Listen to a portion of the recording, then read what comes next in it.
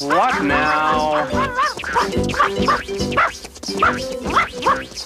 I'm too tired to get up right now and let you out, guys.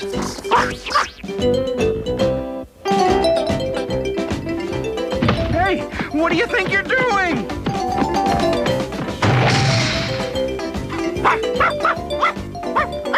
I think it's time I gave consideration to adding a pet door. Ladies and gentlemen, Garfield and friends.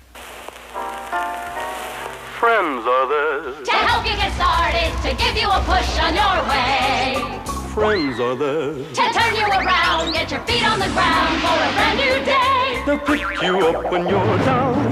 Help you swallow your pride when something inside's got to break on through to the other side.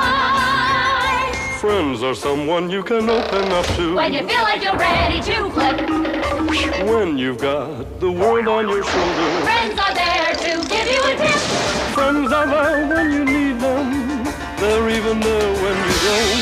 For a walk in the park, for a shot in the dark. Friends are there. I don't care. But friends will care for you.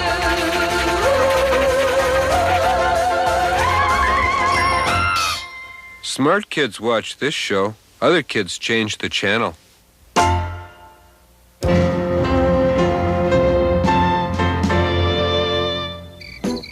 I'm waiting for the pizza I ordered to be delivered. Garfield doesn't know anything about it, and I want to keep it that way. That's it, gotta go, bye. Gee, I wonder who's at the door. It couldn't be a pizza because nobody ordered a pizza. It must be a special delivery letter. Certainly not a pizza. Here's your money. Give me the pizza. Goodbye. By the way, thanks.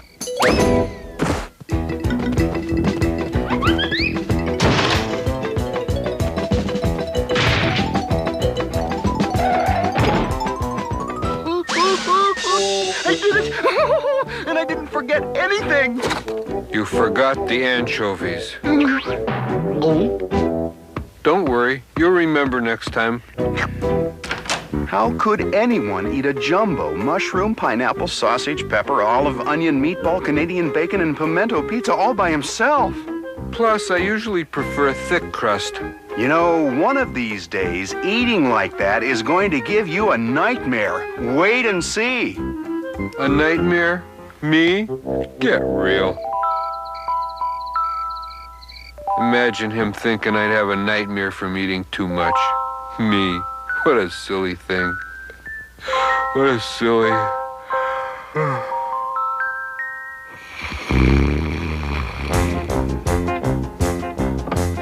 Eat, Garfield, eat. Eat with all your might. Eat that pasta, eat it faster till it's out of sight. Till it's out of sight. Munch, Garfield, munch. Come on, let's do lunch. Make your belly mozzarella crunch, crunch, crunch. Crunch, crunch, crunch. Cheese, salami, ham, and Swiss, whole wheat, rye, and white. Sliced tomatoes, tons of mayo, love at first bite. Garfield, you're an awesome eater, yes, you are the top. Butter, batter, spitter, batter, you don't have to stop. Double stack it, you can hack it, yum, Garfield, yum. Don't you miss a crumb. At a dinner, you're the winner. Don't you pause or you'll get thinner. More, Garfield, more, till you can't fit through the door. Eat, Garfield, eat. Chow, chow, chow. You've got to stop eating, Garfield. You're getting bigger and bigger and bigger and oh no!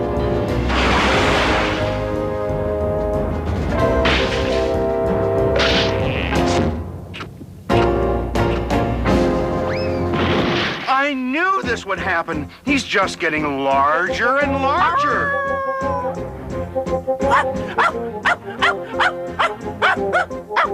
I know you're still hungry, Garfield. Don't worry, I'll find food for you. How about a pizza? How about 100 pizzas?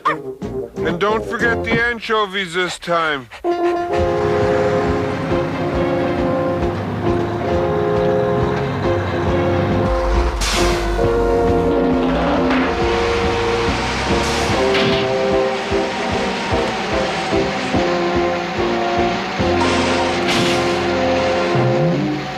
We have a report of a giant orange cat that seems to be devouring things left and right. For an on-the-spot report, we cut now to our mobile unit.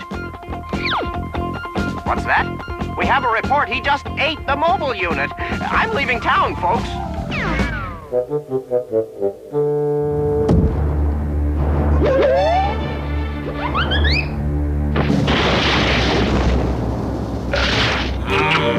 I wish I had a mustard factory around here to eat.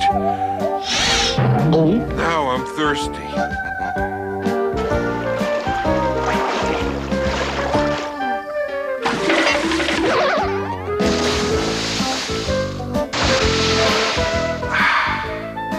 But I'm still hungry.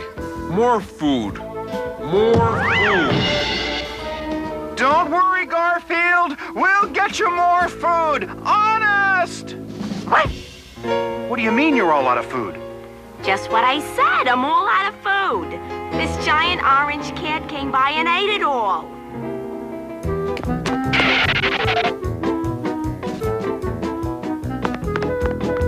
They don't even have paper towels left. There's no food in the entire town. More food. More food. I don't believe it. More food. More food. Hello? Get me the National Guard. National Guard, we have an emergency. We need lasagna. That's right, I said lasagna. 50 tons, no, 100 tons. And hurry.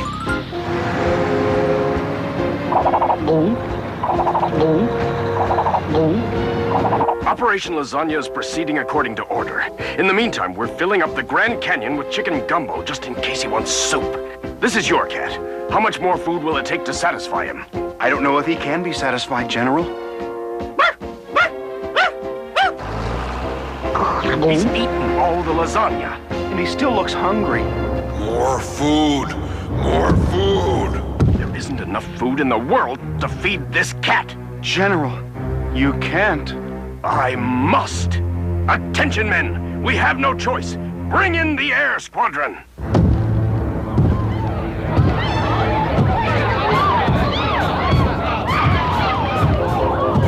More food. More food.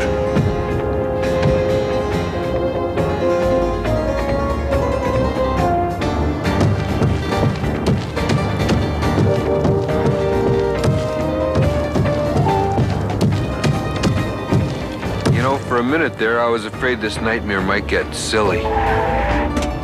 Garfield! Garfield, you have to stop! You have to stop eating! Garfield, you have to stop eating!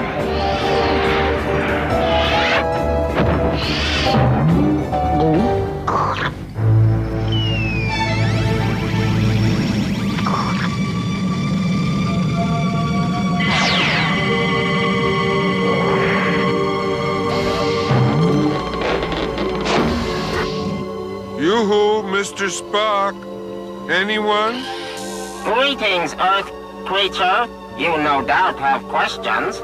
Yeah. You got anything to eat? Nice and plump. We did a good job fattening you up with the interplanetary hunger ray. Fattening me up? But of course, you will be Thanksgiving dinner for the entire planet of Clarion. And there'll be plenty left over for sandwiches the next day. Me? Sandwiches? No. No. I'd make lousy sandwiches. I want to see John again. And Odie, he can have all his dog biscuits. I'll go on a diet. I'll lose weight. You don't want me for Thanksgiving dinner. My drumsticks have fur on them. No, they're basting me. I know that slurp. Odie. You were having a nightmare, Garfield. That's what it was, a nightmare. Look, I'm sorry I yelled at you about the pizza.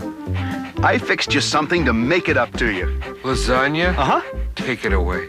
Take it away. Blah. That's it. I'm going on a strict diet for 20 pounds. Or 20 minutes. Whichever comes first.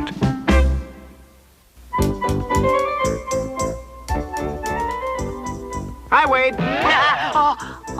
What kind of seeds are you planting? Oh, I don't know. They're mystery seeds. Oh. I'll look it up in the book of mystery seeds I just happen to have here. Let's see. Seeds. Oh, here it is. They're the seeds of the dangerous South American duck choker vine. Did you hear that, Wade? Wade?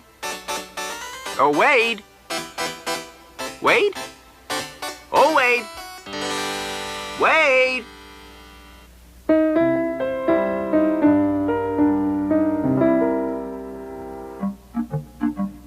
And so the pirate captain stalked ever closer. "Arr, you'll be walking the plank for that, matey," he said. The evil buccaneers gathered on the deck and drew their swords. This gives me a low-down, sneaky, rotten idea. I should be ashamed of myself for even thinking of it. Well, of course I'm gonna do it. Let's see. Cowboy suit, Loch Ness monster. Merv Griffin costume, Queen of Sheba, cheeseburger. Chicken suit? What would I ever need that for? Let's see. Then the pirates moved closer. Are there any pirates nearby, Orson? Of course not. Shiver me timbers and scrape me barnacles and mizzen the mast. Whatever that is. I be a pirate. And I be getting out of here. And I be right beside you. Help! Pirate-type person! Call the Air Force! Call the Marines! Call Peter Pan! Help! They'll make me walk the plank! And we aren't even near an ocean! Help!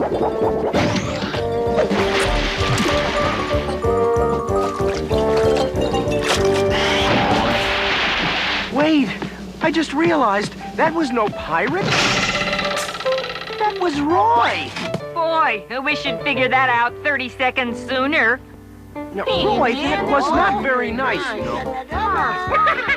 What's the matter? Can't you take a joke? That wasn't funny. Banana nose.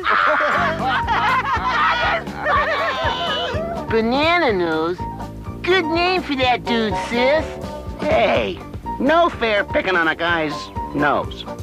What's the matter, Roy? Can't you take a joke? Sure, if it's funny. I just don't see anything funny about my nose. Yeah, well, you ought to see it from this side.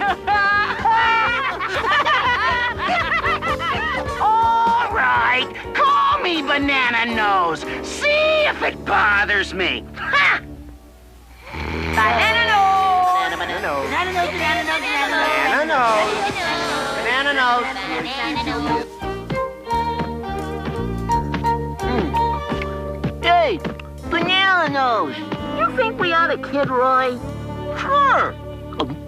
Hey, want to have a peanut butter and pickle sandwich? No, thanks. I just put a TV dinner in the microwave. Oh, good. It's done. Come on, let's go search for worms out in the field. You go that way. I'll go this way. Roger. All right, worms. It's time.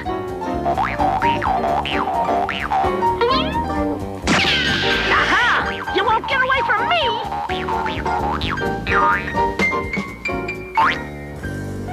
Where'd he go? Come back here, you worm! You... Booker, where'd you go? I thought I saw some worms. Booker? Roy, I've been thinking. Folks shouldn't call you Banana... Roy? Dear everyone, I thought I had friends here. I guess I was wrong. Don't worry, you'll never see my banana nose here again. Goodbye, signed Roy, parentheses, Banana Nose. Oh, no. Can I have his room? This is serious. Roy's run away. Hey, man, he's always picking on us, playing tricks and junk like that. Bo's right. But don't you realize what you're acting like? No, what are we acting like that's so awful? You're acting like Roy. Ooh. Pig's got a point. I am shamed. We gotta go find Roy and bring him back. Orson, everybody! Booker's missing. We went out into the field to look for worms hours ago. I can't find him anywhere. Now everybody's missing. Come on, we've got to search the countryside. Poor Booker, poor Roy, poor Booker and Roy. Well, Nose, looks like it's just you and me. I don't think you look like a banana. A ripe zucchini, maybe, but not a banana. I'll go someplace where people don't care about your nose. Boy, wish I'd brought something to eat. I'm hungry. I'm imagining I smell a peanut butter sandwich with pickles. It is peanut butter and pickles. Help! Someone help! Booker, is that you? Is that you, Banana? I mean, Roy? Grab onto this vine, Booker. I last saw Booker around here. Hey, give a look, man. The dude's gone and done it. Roy! And Booker! How'd you find him, Roy? My nose led me to him. I smelled peanut butter and pickles. That's what I had for lunch. I guess a banana nose is good for something after all. Does your nose look like a banana? Are your toes shaped like Indiana? Do your ears seem bigger than Montana? Dry your tears, we understand ya. Hey, everyone has something strange about them. That's what makes us all special. Wouldn't it be great if you could just look in the mirror and say, Yo, banana nose, now you know how my sailboat goes. Here's Montana ears. I have ears so my sister can steer. Hey, hey, Indiana toes, getting me across those winter snows. Whatever the name, I'm still the same. Nice person.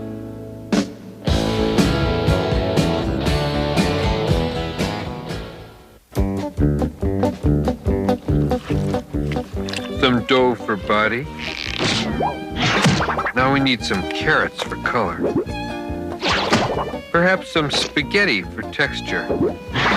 And of course, fries on the side. Garfield? And 2 eggs, over easy. How long have you been sticking food to the ceiling? Oh, for quite some time now.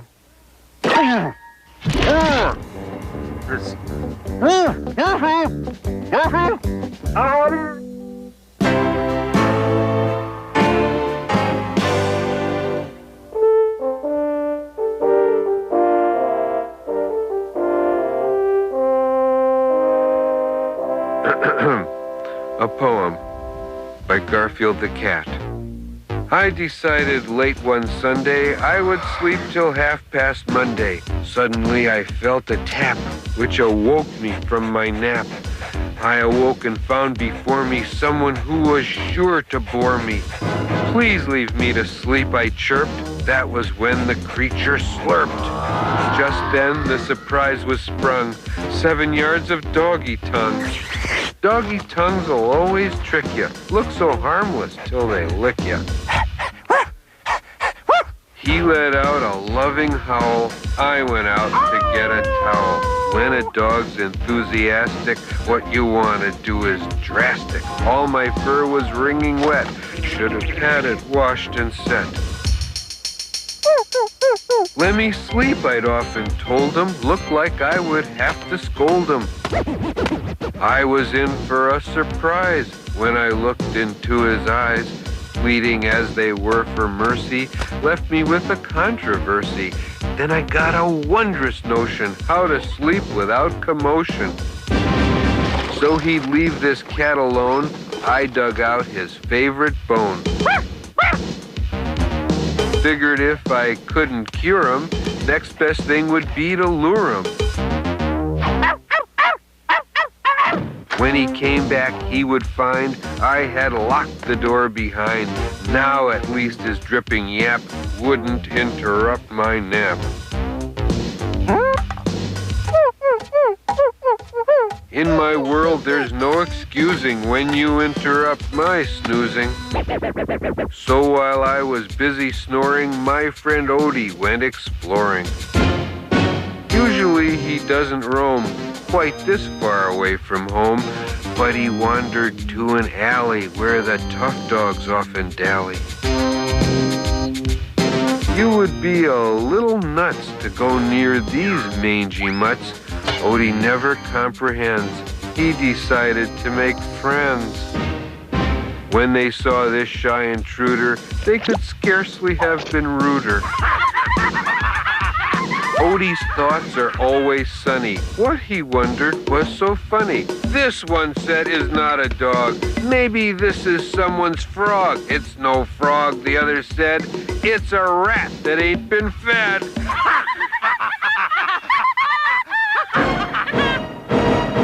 No, the biggest one exclaimed. I know what this runt is named. Not a frog and not a rat. This is just a teensy gnat. And he grabbed poor Odie's bone and he claimed it for his own. Odie, you must understand, always wants to lend a hand. Anytime or anywhere, Odie would be glad to share. But you have to do it right. Taking things is not polite. Odie wanted it returned. His request was promptly spurned.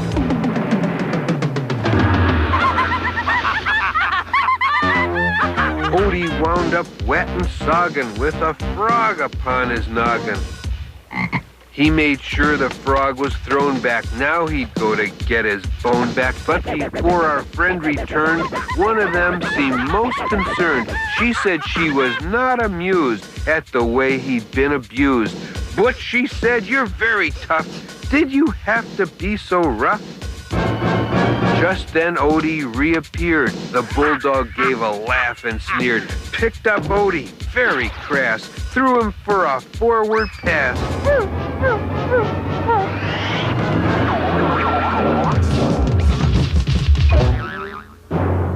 Now the other dog agreed that was not a funny deed, and she told the bulldog he really should let Odie be. Butch said that he wasn't done. Pounding Odie's too much fun. That was when he looked and found that his ladies weren't around. They decided they would flee with someone much more nice to be with. They led Odie to a world where he'd not be kicked or hurled.